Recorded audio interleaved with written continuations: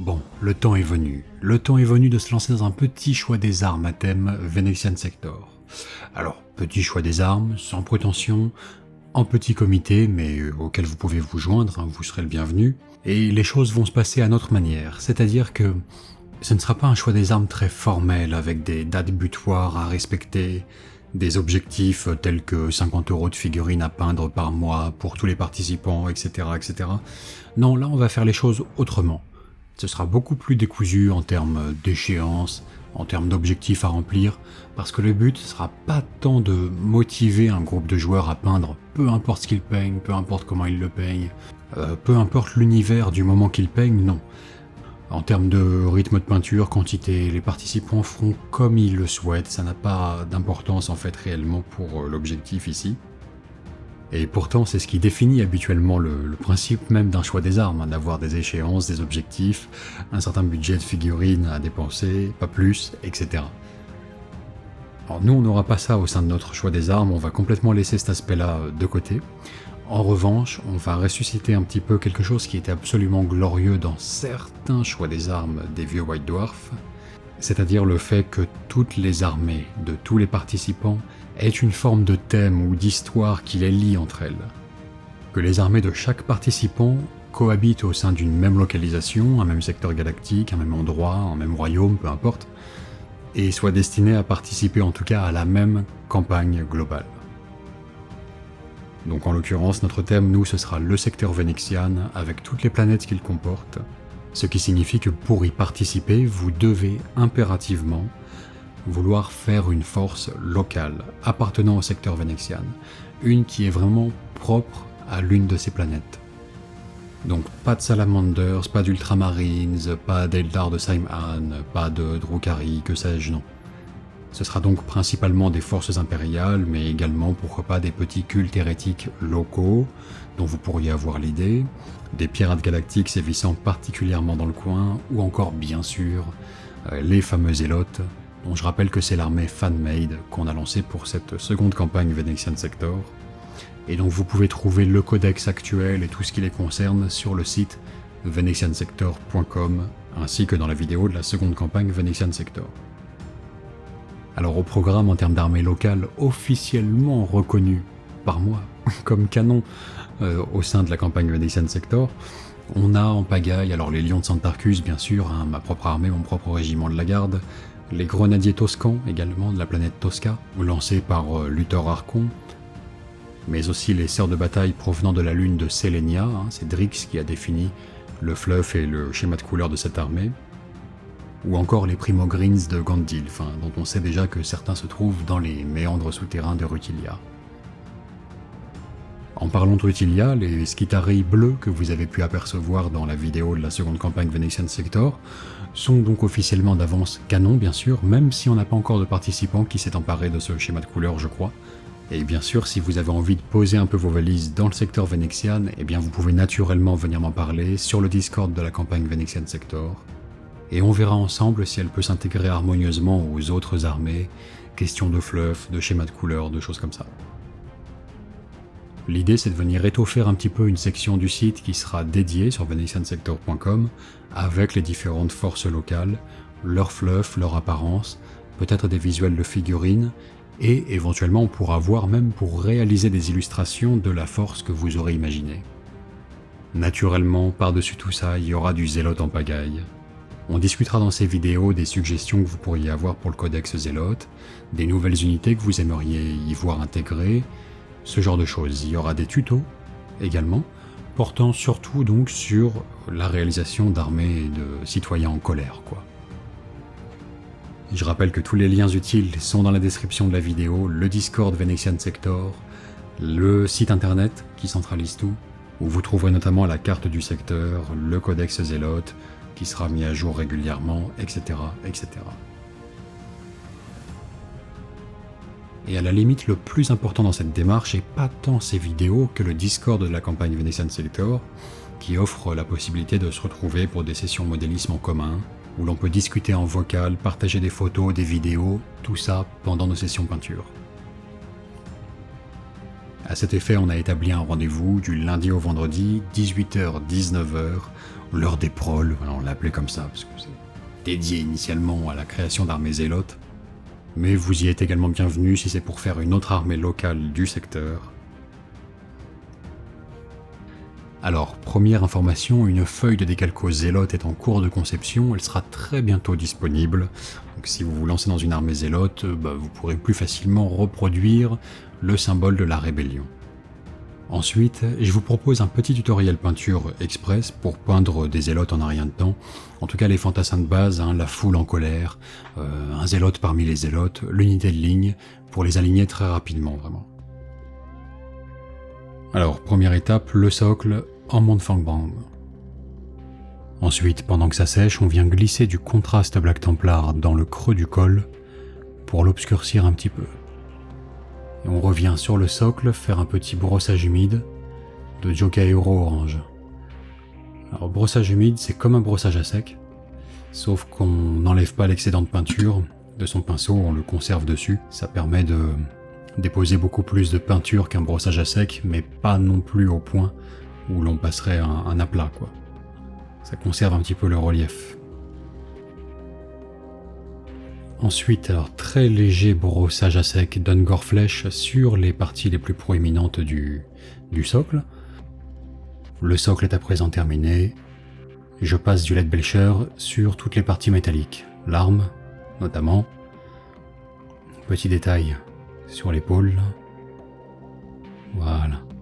Et je fais surtout bien attention à ne pas déborder sur les bandelettes blanches là.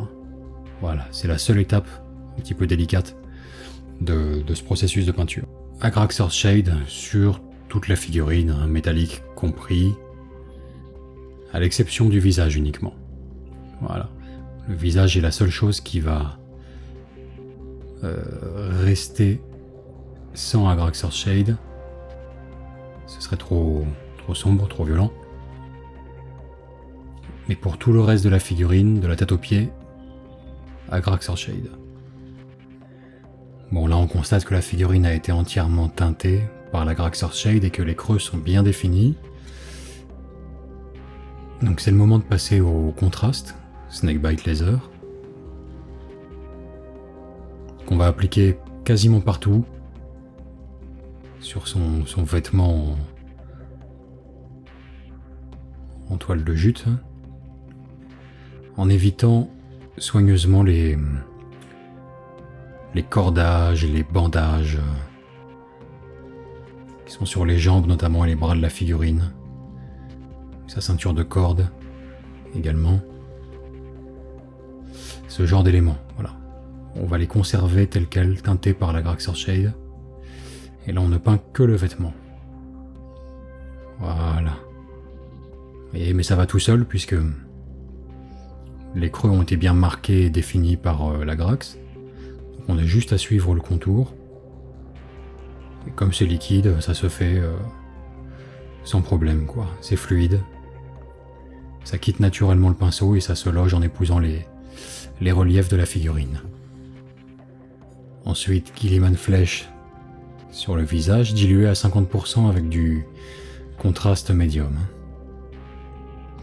Voilà, je veux qu'il reste quand même assez pâle. Après tout, s'ils viennent d'une ruche, ils n'ont pas dû boire beaucoup le soleil. Alors dernière réelle étape de peinture sur la figurine, on va faire un très léger brossage à sec d'Ungor Flèche.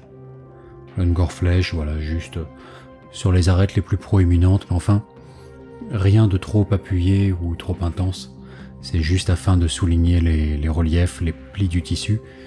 Si un endroit est trop compliqué à atteindre, trop risqué, on pourrait faire des débordements ou des choses comme ça, on s'abstient, franchement, c'est vraiment pour définir les lignes principales de la figurine. En bord du socle, en noir. Voilà, alors à ce stade, ça pourrait être considéré comme terminé, sauf qu'il manque l'étape la plus importante, et de loin. Celle-ci, voilà. Le vernis mat PBO, acrylique, bien sûr. Voilà, à base de résine. Disponible en magasin d'art, C'est vraiment pour moi le complément indispensable des peintures contrastes, indiscutablement, puisque c'est ce qui va donner vraiment cet aspect mat à la finition, le côté un petit peu velouté où réellement on retrouve un aspect peint et pas liquide versé dans les creux, un peu satiné en finition, etc. Non, là c'est le vernis le plus mat que j'ai pu tester, donc ça va à merveille avec la contraste. Je le tartine abondamment au pinceau, en évitant simplement de le mettre sur les métalliques, pour ne pas non plus trop les matifier, celle-ci. Hein. Et j'absorbe l'excédent, vraiment qui se loge dans les creux, mais pas plus. Une bonne couche, pas vraiment diluée, pure telle qu'elle. Voilà, notre premier zélote est à présent terminé, et avec une trentaine de camarades à peu près similaires, il formerait une belle foule en colère équipée d'armes de fortune.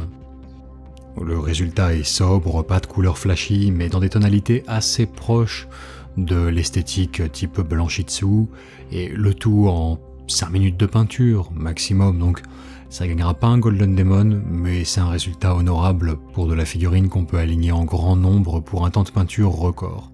Voilà, je pense que c'est la figurine qui a été la plus rapide à peindre de toute ma vie. À présent, je vous propose une petite discussion avec Joseph Moustaki qui va nous présenter ses réalisations dans le cadre de la campagne Venetian Sector. Donc ouais, je vais commencer à expliquer le pourquoi du comment depuis le début, quoi, si tu le veux bien. Vas-y, je t'en prie.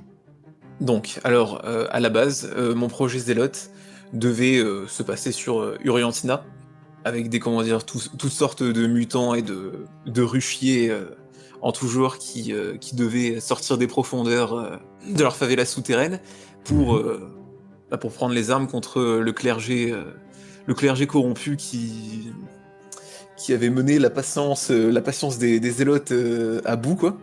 Et du coup, il décidait d'évincer le clergé corrompu. Et donc là, par exemple, j'ai fait donc ce personnage qui s'appelle le lépreux, qui est une des figures du mouvement zélote que j'avais en idée de base. Donc en fait, c'est un humain qui souffre de la lèpre, hein, comme son nom l'indique, évidemment. Il est en possession de 2 reliques qui le possèdent à moitié. Et malgré sa maladie qui le ravage, il combat pour la cause des zélotes, quoi. Avec donc, par le pouvoir des reliques qui lui ont plus ou moins monté au cerveau, il est entre guillemets... Enfin, la mort ne veut pas de lui, entre guillemets, voilà. Donc il continue à se battre jusqu'à rencontrer son destin funeste, hein, tout simplement. Très et bien. Du coup, c'est un des meneurs, des zélotes. Très bien ça, très bon le thème du pestiféré. Ouais. Voilà, il est un peu, même s'il est apprécié de ses camarades, entre guillemets, il reste à l'écart des autres parce qu'il fait flipper en fait, tout simplement. Alors, on va passer à un autre personnage. Donc toujours dans le thème Uriantina. Donc on a un petit nabo, pareil avec ce thème qui revient là, les masques de la peste. Bon, malheureusement, je suis pas encore certain de ce que je veux lui faire à lui. C'était un peu une figurine que j'ai fait pour le kiff, sans qu'il y ait réellement de projet derrière. Je sais pas ce qu'il va devenir, mais voilà, donc c'est tout simplement un nabo comme il doit y en avoir. Comme il doit y en avoir des milliers dans une ruche, hein, des humains sous-alimentés qui ne grandissent pas beaucoup, quoi, tout simplement. Il fera un bon acolyte pour le lépreux, simplement, il irait bien avec.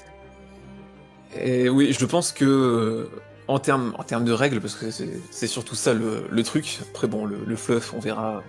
Son fluff sera écrit pendant la campagne, hein, j'imagine. Donc ouais, ce serait pour qu'ils servent de PV tampon, entre guillemets. Un acolyte, un garde du corps, un bouclier humain, un pion sacrifiable. Bon bah écoute, on va passer aux 2 nobles là. Ouais. Ils ont un air étrangement familier, mais j'arrive pas à mettre le doigt dessus. J'ai tenté avec les moyens du bord, tout simplement de représenter Vincent et Tim en figurine. Bon alors, avec, ça a été fait avec une tête de sergent cadien pour Vincent, et différents bits, un peu d'officiers de la garde impériale. Je crois que c'est l'officier qui est dans la boîte d'escouade de commandement cadien. Les jambes, c'est des jambes de maraudeur du chaos. J'ai coupé l'espèce de pagne avec je sais plus trop quoi, des lanières de cuir ou je sais plus quoi. Ouais, j'ai râpé ça pour que ça fasse un pantalon droit. Et voilà, après Team, j'ai fait des jambes en green stuff. Et des babouches tout autant en green stuff. Il appréciera. Vraiment, la figurine de Team, elle est honteuse, hein, elle est absolument honteuse, mais c'est pour ça que je l'ai fait. C'est une honte internationale, ça, mais... Vous, comment dire, il y a un truc qui sera encore... Je sais que ça fait beaucoup de honteux, mais encore plus honteux, encore pire que ça. Il y a un truc encore pire que ça qui est en préparation. Il faut que juste j'imprime la bannière, et ils auront un porte-bannière à leur effigie, et ça sera glorieux et terrible, voilà. Est-on bien obligé d'en arriver là, vraiment? Est-ce que pour le premier projet présenté dans cette série de vidéos, c'est obligé de déraper à la 3e figurine en freestyle complet? Je pose la question. Écoute, quand cette figurine sera prête, celle dont je parle, tu choisiras de la mettre ou pas, hein, peu importe, hein, mais voilà, je préviens. Ok. Je préviens. Bon, c'est pour ça. T'as préparé le terrain, voilà, tu nous as passé du cirage pour les premières pour faire passer les ignominies qui arrivent ensuite. Bon, en tout cas, glorieux. Magnifique moustache. J'espère que ça se reconnaîtra. J'ai fait de mon maximum, hein, mais extraordinairement. Extraordinairement restitué cette glorieuse moustache. Bon, magnifique. Bah ça, fait avec des filaments de green stuff, c'était pas ça. Non, travaille pas le secret. Ça casserait la magie. Ça casserait la magie. Et ricasté en terre cuite, hein, bien sûr, hein, vous connaissez. Oui, après, du coup, les collerettes, c'est des simples disques de green stuff, hein, sans oublier qu'il y a le parchemin avec les codes de promo qui commencent. Hein, évidemment. Si vous zoomez, il y a un code 25%. Hein. La légende raconte effectivement que tous les codes qui commencent pour des siècles et des siècles se trouvent sur ce parchemin originel. Ça m'en bouche un coin, quoi. Et il y en a sur le cul, un dans le lot, un perdu dans la masse, qui en plus des 20%, des glorieux 20% de moins sur tous les produits Games Workshop, octroierait les frais de port gratuits. Voilà. C'est le code transcendantal. Enfin. Donc, argent illimité, quoi. Bon, passons au prochain personnage. Infini. Donc, le prochain personnage, le voilà. Alors, donc, vu que il y a dans le fleuve des Zélotes toute une myriade de psycheurs qui ne sont pas, comment dire, entraînés par la Stratélépathica, je me suis dit qu'il devait y avoir, vu qu'ils étaient en roue libre totale, il devait y avoir des petits prodiges, quoi. Surtout avec la cicatrix malédictum ouverte. Voilà, je me suis dit certains vont sortir du lot et devenir extrêmement puissants. Ça peut mal finir pour eux, hein, mais puissants ils le seront, quoi. Donc je me suis dit, je sais même plus à quelle occasion je me suis dit ça, mais il y a un personnage de League of Legends qui est un magicien tout bleu. Et je me suis dit, je vais faire un magicien tout bleu pour représenter ce fameux psycheur très puissant. Voilà, c'est vraiment con, mais voilà. Donc la figurine, elle est facilement reconnaissable, hein, c'est un mec qui est accroché dans une machine de pénitence. Oui, effectivement. Donc voilà, tout simplement. Après, j'ai fait des petits éclairs magiques avec de la green stuff, hein, pareil. Hein. Et donc le fluff de ce personnage, je pense que je vais l'appeler. Il va garder le nom de son inspiration originelle. Donc il va s'appeler Rise, R-Y-Z-E. Voilà, ça fait Rise, l'ascension du psycheur, même, tu vois, quelque part. C'est un peu... Il y a un peu de ça. Donc en gros, en termes de règles, il va avoir la possibilité de projeter des débris sur ses adversaires, donc ça fera un profil d'armes aléatoire, et il sera Je me souviens plus très bien ce que j'avais mis sur sa datasheet, mais bon, en gros, il va être très puissant en termes de psy, mais bon, ça peut dégénérer salement, quoi. Hmm. Il peut exploser et tuer pas mal de monde autour de lui, quoi. Excellent. Voilà. C'est un psycheur pas entraîné par la Stratépatica, tout simplement, voilà. C'est parfait, c'est prometteur. Très bien. Très bien le socle là. Excellent dessus. Ça va bien avec. Alors ensuite on a le fameux, l'inénarrable Winnie Louisbeck. Ce sale gredin. Non, ne l'appelons pas par son titre, mais restons polis. Mais ouais, donc Winnie Louisbeck. Bon alors, vous savez quoi, je vais pas expliquer d'où ça vient Winnie Louisbeck. Hein, c'est un mystère. Vous avez pas besoin de savoir quoi. Mais bon, en gros, Winnie Louisbeck, c'est tout simplement un chasseur de primes mutant. Je pense que ça se voit, hein, avec ses pattes de poulet là. Je voulais vraiment lui donner un aspect détestable. Bon, je sais pas, mais moi, il me semble détestable en tout cas. Oui, tout à fait. Ouais, c'est bon. Bah, tout simplement, ce sera. C'est le sale type, quoi. C'est le salopio qui tire dans le dos, quoi. Le tireur au cul, quoi, tout simplement. Et, D'accord. Bon. bah, tireur au cul, c'est une vraie expression, quoi. Je regrette, mais. Oui, j'en doute pas. Ouais. Bon, bah, un portrait Ne peu lui tournez flatteur. pas le dos, quoi, tout simplement. Voilà. Et il pose des pièges sur le champ de bataille pour. Même pas pour tuer, pour estropier ses adversaires. C'est vraiment le mec qui pose un piège, qui attend que les gens soient blessés et que les secours arrivent, et qui refait péter quelque chose par derrière une fois que tous les secours sont affairés, quoi. C'est le salopio, quoi. Et bon, bah, on peut imaginer qu'il a rejoint les Zélotes par pur opportunisme, comme d'autres ont sans doute fait. On imagine. Bien sûr, ouais. D'accord. Bon, ouais, ça pose le personnage, ouais. Alors, Donc, l'homme chandelle. l'homme chandelle, voilà. Bon, je sais pas si. Il va sans doute rester avec le nom d'homme chandelle.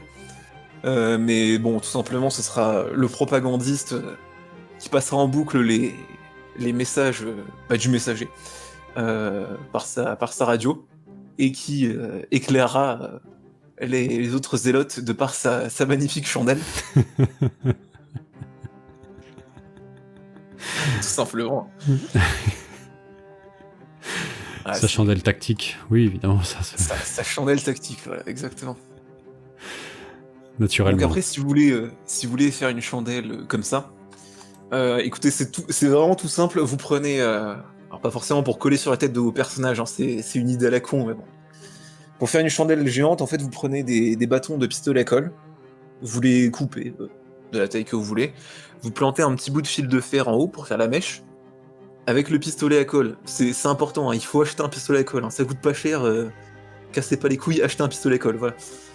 Vous mettez un tout petit peu de colle bah, fondue avec votre outil sur le bout de la mèche, que vous tirez. Vous évitez de vous cramer les doigts, hein, mais bon. Je sais pas si c'est forcément évitable. Et donc voilà, vous la tirez un petit peu pendant qu'elle est encore molle, et ça fera exactement ça, quoi, tout simplement. Voilà, Magnifique. après, rien de... Ça, je pense qu'en mettre... si vous prenez un Goliath du culte Gene Stealer, et que vous en mettez... vous mettez 3 tonnes de ces chandelles sur comment dire, la plateforme du Goliath, plus une myriade de zélotes par-dessus, avec des bouquins, etc. Il y a moyen que ça fasse quelque chose de vraiment stylé, quoi. C'est une super idée, ouais. Et je pense que voilà, ce tuto chandelle géante est à prendre. C'est une super idée, ouais, carrément. Carrément. Alors ensuite, qu'est-ce qu'on a et là, je le demande vraiment, il va falloir que tu m'expliques. Bah écoute, c'est tout simplement deux mutants, comme il y en a 3 tonnes dans la ruche. Alors, c'est parti d'un délire avec Luthor Archon que que je salue bien bas. Bon, enfin, je sais plus trop. Bien bas, ce oui, que ça c'est le consiste. style. Hein. Bien bas, oui, on y est. Là. Oui, voilà. Je sais plus trop ce que c'était ce délire, mais bon, bref. Maintenant, j'ai réfléchi à la figurine et je sais à quoi elle va servir. Mhm. Donc, pour le détail technique, bon, bah, c'est tout simplement un sanguinaire de corne avec une tête de. Je sais même plus. Ah, c'est une tête d'Eldar Noir, les anciens. Ah oui, Oui, il y a la d'accord. tête sans casque qui a avec la queue de cheval là. Bah, c'est Oui, cette oui, la tête-là, fameuse, oui, la avec tête des anciens Eldar un petit noirs. bonnet rouge. Ouais. Mhm. Là, avec une espèce de scoliose dégueulasse là sur le dos, là, on sait pas trop ce que c'est. Mais bon, c'est fait pour. Mhm. Le bâton, bah, c'est un étendard de corne qui est coupé avec un demi-rouage acheté sur Amazon voilà, qui fait le bout du bâton. Maintenant, on va passer un peu au fluff de la figurine. Bah écoutez, c'est tout simplement un mutant avec un autre mutant. Oui, merci Captain Obvious. Mais en gros, le Nabo, il va avoir une particularité, c'est qu'il va pouvoir. C'est une sorte de psycheur qui sera capable de détecter quand le chaos approche. Quand le Hmm. chaos approche, quand il y a une présence malveillante du chaos, quoi. Excellent. Je sais pas si je vais l'étendre à. Il a, euh, il a un troisième œil et il voit un peu tout ce qu'il y a autour, mais vu qu'il est un peu zinzin, il faut lui mettre des coups de bâton pour qu'il se calme et qu'il explique tranquillement ce qui se passe.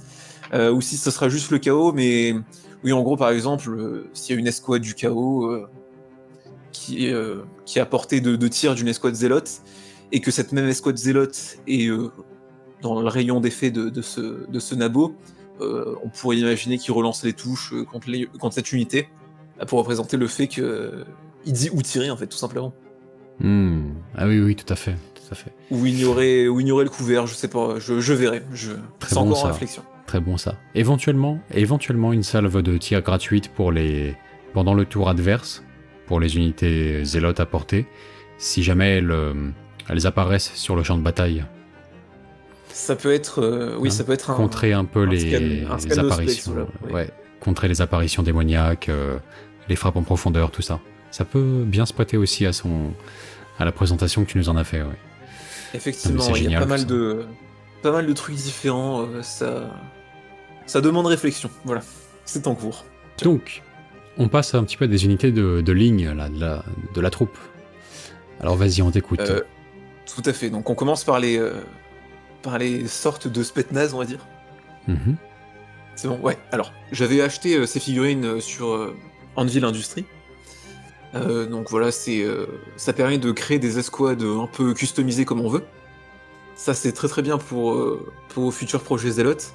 Il y a même une gamme qui s'appelle la Burning Rose, et c'est plus dans le style sœur de bataille. Alors après, le petit problème, c'est que les figurines me paraissent un tout petit peu plus frêles que celles de Game Workshop. Mais bon, c'est pas grand chose, ça passe quand même, quoi. Ah C'est oui, juste que ça fera d'accord. pas de la sœur de bataille normale. On est sur du un petit peu plus fin, un petit peu plus frêle que du Games Workshop, donc chez Anvil Industries. Voilà, c'est ça. Non. Ce sera. On sentira que. Enfin, on va dire, si vous prenez les sœurs de bataille de Anvil Industries et de Game Workshop, comparés, on sentira qu'il y en a une qui est en véritable armure énergétique et l'autre, elle a qu'une 4+, quoi, on va dire. D'accord, très bien. Et du coup, je lance l'idée, hein, même si c'est un peu de la digression. Je pense qu'il serait bon d'ajouter une unité dans les Zélotes où ce serait le miroir en fait des sœurs de bataille. Tout simplement des femmes pieuses avec divers équipements, quoi, qui diraient non, c'est nous les filles de l'empereur, les véritables, quoi. Il y aurait peut-être une petite guéguerre entre les deux, quoi. Voilà. Une idée Mais à bon, creuser, bref. effectivement. Soit on le fait plus en reflet direct des sœurs de bataille actuelles du 41e millénaire, soit davantage dans un état d'esprit fille de l'empereur, mais aux premières heures, quand Gojvan d'ailleurs les rencontre et qu'elles ne sont pas encore équipées d'armure énergétique et de choses comme ça. Ouais. À voir. On en Ouais, discutera ce avec serait, plaisir un autre jour. Ouais. pas de problème. Bon, après, revenons sur nos Spetsnaz zélotes, là. Donc, en fait, tout simplement, je me suis dit qu'il y allait y avoir sans doute des nobles qui allaient rejoindre la cause des zélotes, ne serait-ce par opportunisme. Et donc ils auraient une milice de soldats à peu près bien entraînés. Ils auraient des stats assez similaires à des Tempestus de Sion. La téléportation en moins et le fusil radiant laser en moins. Parce que vu que ce serait une petite milice, ils auraient l'occasion de bien s'entraîner, quoi, plutôt que de s'entraîner à la chaîne comme un garde impérial ou de pas s'entraîner du tout comme des zélotes. Mhm. Donc voilà, c'est simplement la milice des deux nobles qu'on a vu plus haut. Si tu veux, on passe sur ceux avec les fusils à pompe. Donc là, c'est Ouais. le même principe, hein, c'est des miliciens. Alors eux, ils seraient un peu plus spécialisés. Je sais pas trop encore quoi faire comme règle. Pour l'instant, je les ai joués avec des fusils à pompe. Je crois que c'est le les mêmes fusils à pompe que les scouts Space Marine en fait. Ouais, Force Simplement. 4, Assaut 1 ou 2. D'accord. Assaut 2, portée 12, force 4, et si on est à mi-portée, force 5. C'est ça. Ouais, du bon Très bien. fusil à pompe, parce que pareil, c'est une escouade de miliciens de la noblesse, donc Hmm. y a pas de raison qu'ils soient mal équipés, quoi. Très bien, oui, oui. Équipement premium. Donc après, là, on voit les deux unités avec leur vaisseau, Tadrouille. Bon, voilà, le Bliat 01. Hmm. Hein, voilà, des Spetsnaz Bliat haha, MDR. Voilà, donc ça c'était. Alors ouais, c'était un vaisseau que j'avais fait avec des déchets, quoi. C'était fait maison.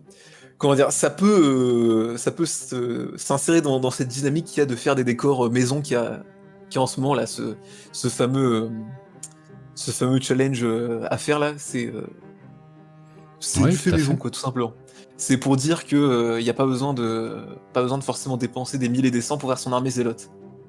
Bien sûr, ouais, ça vaut pour les décors comme pour certaines unités jouables. Et c'est vrai qu'avec un volant, on est toujours dans la zone un petit peu ambiguë, où ça peut à la fois être une unité jouable, et en même temps, ça sert de décor vraiment pour tout un tas de scénarios, d'évacuation, de choses comme ça, de sabotage dans des spatioports ou des choses de cet ordre-là, ça s'y prête à merveille, ouais.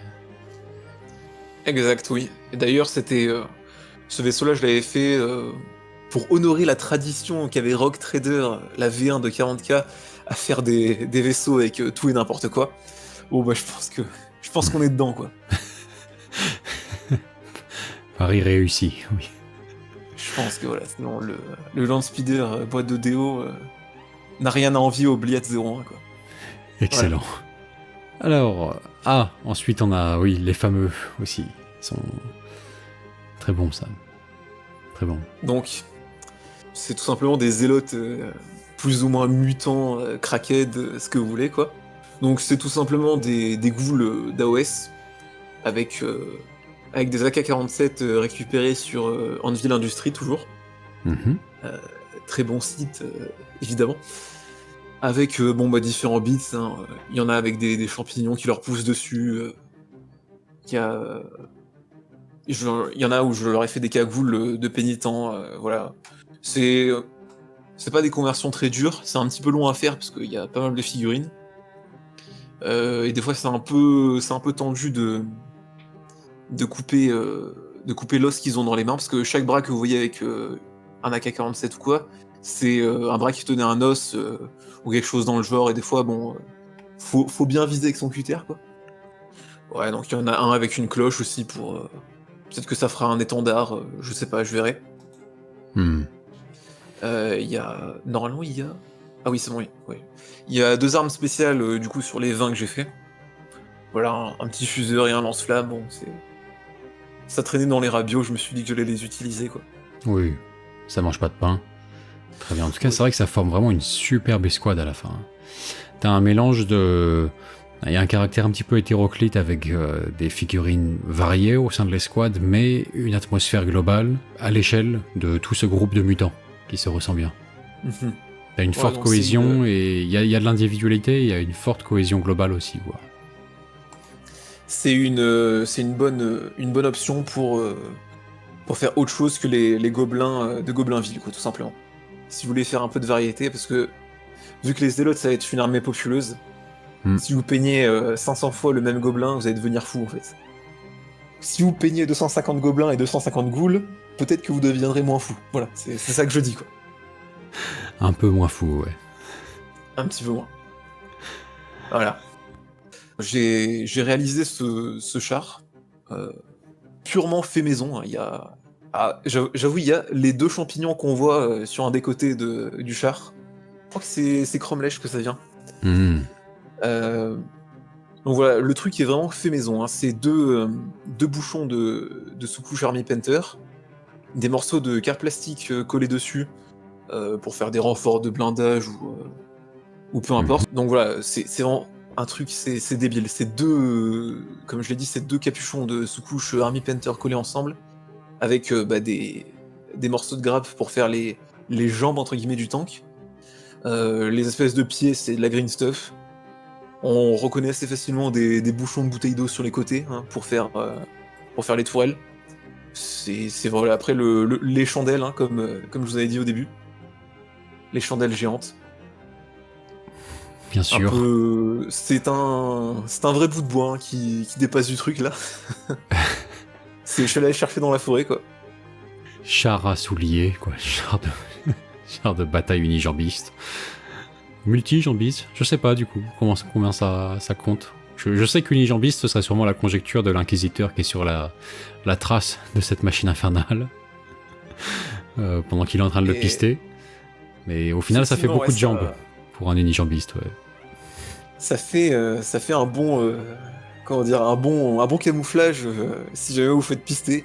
Voilà votre char qui marche sur un pied à la fois quoi. Bon, en gros, le concept, malheureusement, il est pas si évident que ça quand on regarde la figurine, mais bon, c'est fait maison, donc je peux pas non plus faire des miracles avec deux bouchons de sous-couche, là. Mais en gros, la roue, enfin, c'est censé être une roue au milieu, avec tous les espèces de jambes attachées qui tournent, en fait, tout simplement, et le milieu du char, enfin, les 2 côtés du char restent stables, mais l'axe tourne sur lui-même et le char avance quoi. Ouais, le canon reste stable quoi. Ouais. Alors, est-ce que ça peut tourner Moi je pense que vous posez trop de questions, mais voilà. Il y a des véhicules comme ça, hein, l'espèce de mono-roue là. Oui, ça a déjà été inventé par des gens très compétents, donc pourquoi pas. Mais c'est pas mal. On peut dire ça. Ouais. Oui, c'est pas mal. Il brouille les pistes en plus derrière lui. On cherche un boiteux comme suspect, comme souvent. Et ouais, c'est pas mal. Donc voilà, peut-être vous remarquerez que celui-là, il a une ambiance un petit peu plus forestière. C'est parce que du coup, le concept de base qui était les zélotes sur Uriantina va changer. Je vais envahir Caelonia avec mes zélotes. Et donc je vais partir sur un concept pour les prochaines figurines un peu plus forestier. Plus précisément, ça a un nom. Donc il y a, je sais pas si vous connaissez sur internet, il y a un style qu'on va qualifier de post blanchitsu.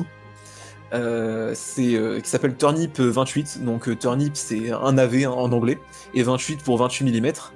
Ça m'avait un peu étonné quand j'avais trouvé ça, puis j'ai creusé et je trouve ça sympathique.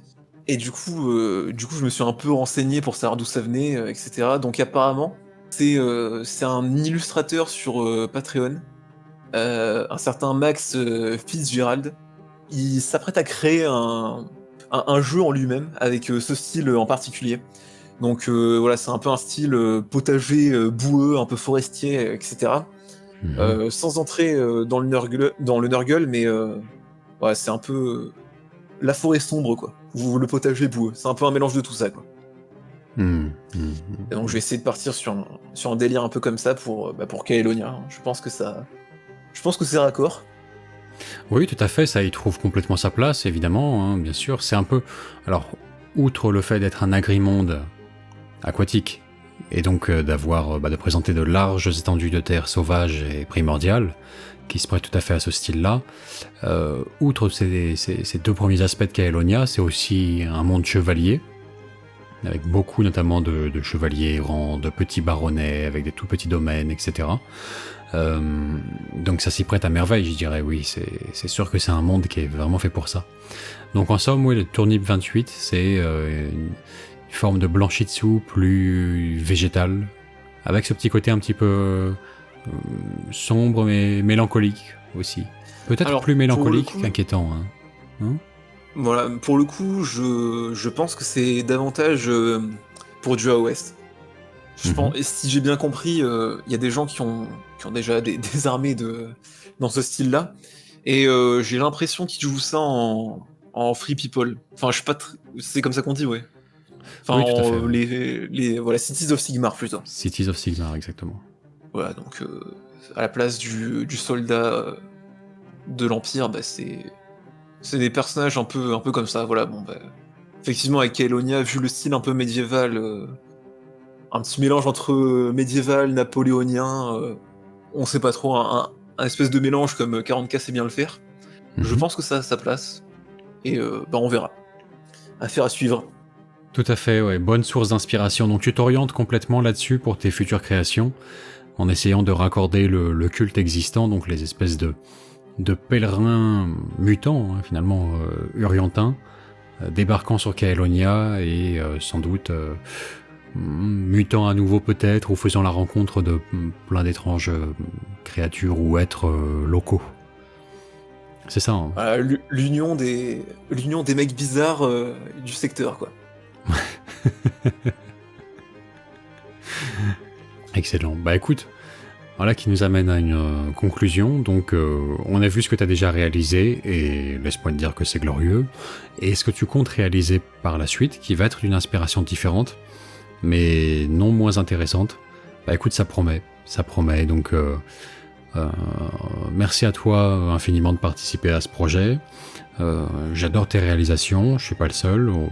Certains ont déjà remarqué sur notre groupe Facebook Planet Wargame Insiders. Et c'est pas pour rien, effectivement. C'est vrai que t'as un style bien à toi et qui de temps en temps va picorer dans du Blanchitsu, du Inquisitor 28 et donc maintenant du Turnip 28. Bah écoute, ça annonce que du bon, quoi. Donc merci beaucoup, Joseph, et à la prochaine. Merci à toi, Vincent. On pourra y revenir pour les conversions futures, mais il y a des trucs honteux en préparation. Honteux, mais je sais pas, ça reste dans le thème Zélote, quoi. Mais bon, par exemple, Sylvain Durif, le psychère, bon, voilà, ça, c'est obligé, ça.